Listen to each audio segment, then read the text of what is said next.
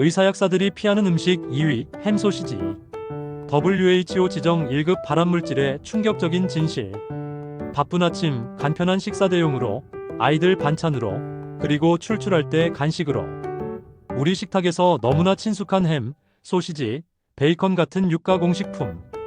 하지만 만약 건강을 책임지는 의사와 약사들이 이 음식을 가장 피해야 할 음식 중 하나로 꼽았다면 믿으시겠습니까? 의사, 약사, 영양학자 100명 중 33명이 피하는 음식 2위 육가공식품.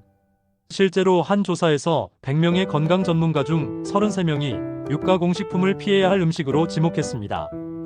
편리하고 맛있다는 이유로 무심코 집어들었던 이 음식들 뒤에 어떤 충격적인 진실이 숨어 있는 걸까요? 오늘 세계보건기구가 경고한 1급 발암물질 가공육의 모든 것을 파헤쳐 보겠습니다. 가장 먼저 우리가 알아야 할 충격적인 사실은 2015년 세계보건기구 WHO 산하 국제암연구소 IARC가 햄, 소시지, 베이컨 등 가공육을 1급 발암물질로 분류했다는 것입니다. 1급 발암물질이란 인체에 암을 일으키는 것이 명확하게 확인된 물질을 의미합니다. 우리가 잘 아는 담배, 석면, 비소 등이 바로 이 1급 발암물질에 속하죠. 우리가 즐겨 먹던 음식이 담배와 같은 등급의 발암물질로 분류되었다는 사실, 놀랍지 않으신가요? 전문가들이 가공육을 피하는 가장 큰 이유는 바로 가공 과정에 들어가는 각종 첨가물과 이 첨가물들이 인체 내에서 일으키는 화학 반응 때문입니다. 특히 대장학문외과 교수들은 일반 육류보다 가공육이 암 발생률을 훨씬 높인다며 섭취를 피한다고 답했습니다. 무엇이 가공육을 괴물로 만드는가?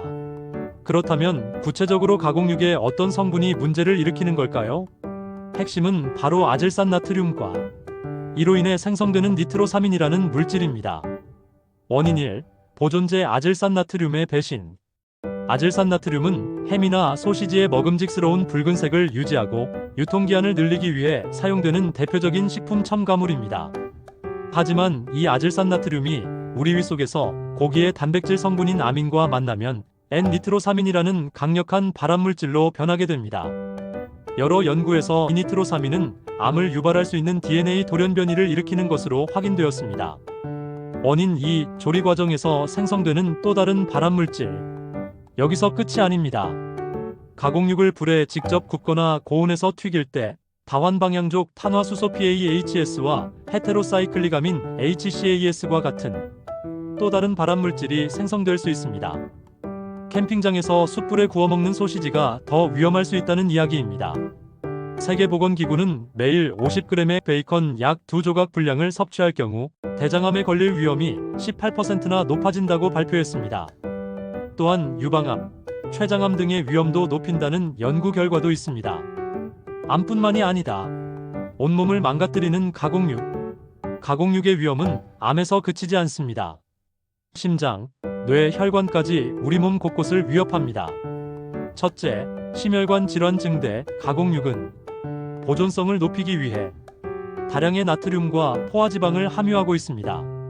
한 연구에 따르면 일주일에 150g 이상의 가공육을 먹는 사람은 그렇지 않은 사람에 비해 심혈관 질환 위험이 46%, 사망 위험은 50%나 증가했습니다. 또 다른 하버드 대학의 연구에서는 매일 가공육 50g을 섭취할 때 관상동맥 심장질환 위험이 42% 증가한다고 발표했습니다. 둘째, 제2형 당뇨병 증대. 놀랍게도 아주 적은 양의 가공육 섭취도 당뇨병 위험을 높입니다. 매일 핫도그 1개 정도의 적은 양만 먹어도 제2형 당뇨병 발병 위험이 11%나 증가한다는 연구 결과가 있습니다. 셋째, 치매 유발. 가장 충격적인 사실 중 하나는 가공육과 치매의 연관성입니다. 최근 연구에 따르면 매일 25g의 슬라이스 햄 한 장 정도를 섭취하는 것만으로도 치매 발병 위험이 44%, 특히 알츠하이머병 위험은 52%까지 높아질 수 있다고 합니다. 매일 슬라이스 햄 한 장, 치매 위험 44% 증가. 피할 수 없다면 현명하게 즐겨라. 전문가들은 가공육 섭취에 안전한 양은 없다고까지 말합니다.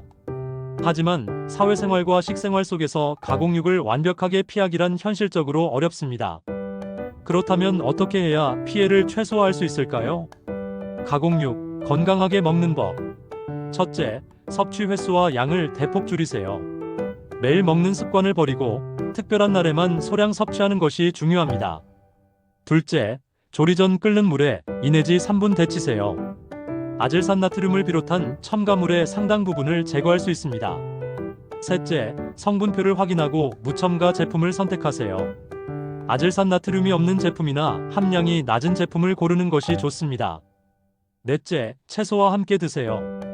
채소와 과일의 풍부한 비타민C와 항산화 성분은 발암물질인 니트로사민의 생성을 억제하는 데 도움을 줍니다. 오늘 우리가 알아본 가공육의 두 얼굴, 편리함과 맛 뒤에 숨겨진 위험성을 정확히 아는 것이 건강한 식생활의 첫걸음입니다.